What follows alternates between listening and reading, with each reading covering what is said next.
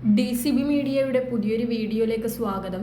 ഇന്ന് ഡിസംബർ 9 വെള്ളി. ഇന്നും തുടർന്നു വരുന്ന ദിവസങ്ങളിലും നിങ്ങൾ അറിഞ്ഞിരിക്കേണ്ട പ്രധാനപ്പെട്ട വാർത്താ അപ്ഡേറ്റുകളാണ് ഷെയർ ചെയ്യുന്നത്. ചാനൽ ആദ്യമായി കാണുന്നവർ സബ്സ്ക്രൈബ് ചെയ്യുക, വീഡിയോ ഇഷ്ടമായാൽ ലൈക്ക് ചെയ്യുക, ഫേസ്ബുക്കിൽ കാണുന്നവർ പേജ് ഫോളോ കൂടി ചെയ്യുക.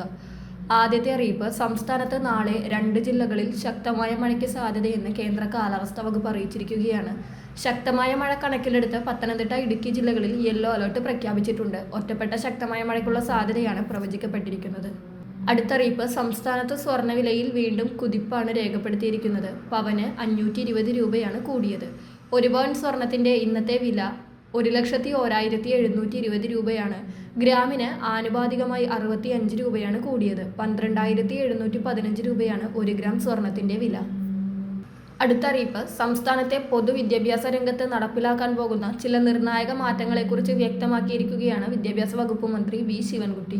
വിദ്യാർത്ഥികളുടെ ബാഗിന്റെ ഭാരം കുറയ്ക്കാനും ബാക്ക് ബെഞ്ചുകാർ ഇല്ലാത്ത തരത്തിൽ ക്ലാസ് മുറികളെ മാറ്റാനും ലക്ഷ്യമിട്ടുകൊണ്ടുള്ള നടപടികളാണ് വിദ്യാഭ്യാസ വകുപ്പ് നടപ്പാക്കാനൊരുങ്ങുന്നത്. ഈ 2 നിർണായക മാറ്റങ്ങളും സംബന്ധിച്ചുള്ള കരട് റിപ്പോർട്ടിന് സംസ്ഥാന കരിക്കുലം സ്റ്റിയറിംഗ് കമ്മിറ്റി അംഗീകാരം നൽകിയതായും മന്ത്രി അറിയിച്ചു. പൊതുജനാഭിപ്രായം കൂടി പരിഗണിച്ച് മാറ്റങ്ങൾ നടപ്പിലാക്കുമെന്നും മന്ത്രി വ്യക്തമാക്കി. അടുത്ത അറിയിപ്പ്, ആധാർ PVC കാർഡിന്റെ സർവീസ് ചാർജ് UIDAI വർദ്ധിപ്പിച്ചിരിക്കുകയാണ്. നിലവിലെ 50 രൂപയിൽ നിന്ന് 75 രൂപയായാണ് വർദ്ധിപ്പിച്ചത്. നികുതിയും ഡെലിവറി ചാർജും ഉൾപ്പെടെയാണിത്. 2020 ആധാർ PVC കാർഡ് അവതരിപ്പിച്ചതിന് ശേഷമുള്ള ആദ്യത്തെ വിലവർധനയാണിത്. ജനുവരി 1 മുതൽ ആധാർ PVC കാർഡിന് പുതുക്കിയ വിലയാണ് ഈടാക്കുന്നത്. Unique identification authority of India അതിന്റെ ഔദ്യോഗിക പ്ലാറ്റ്ഫോം വഴിയാണ് സർവീസ് ചാർജ് വർദ്ധിപ്പിച്ച കാര്യം അറിയിച്ചത്. അടുത്ത അറിയിപ്പ്, പ്രതിമാസം 1000 രൂപ വീതം ധനസഹായം നൽകാനായി സർക്കാർ പ്രഖ്യാപിച്ച പദ്ധതിയാണ് സ്ത്രീ സുരക്ഷാ പെൻഷൻ പദ്ധതി. പദ്ധതിയിലേക്കുള്ള അപേക്ഷകൾ പുരോഗമിക്കുകയാണ്. ഇതുവരെ 10 ലക്ഷം അപേക്ഷകളാണ് ലഭിച്ചിരിക്കുന്നത്. എന്നാൽ അതിൽ 1 ലക്ഷത്തിൽ പരം അപേക്ഷകൾ അർഹമല്ലെന്ന് കണ്ട് ഓൺലൈൻ പരിശോധനയിൽ തന്നെ നിരസിച്ചിരിക്കുകയാണ്. ഡിസംബർ 22 മുതലാണ് അപേക്ഷകൾ തദ്ദേശ വകുപ്പിന് കീഴിലെ KSMART സംവിധാനം വഴി സ്വീകരിച്ചു തുടങ്ങിയത്.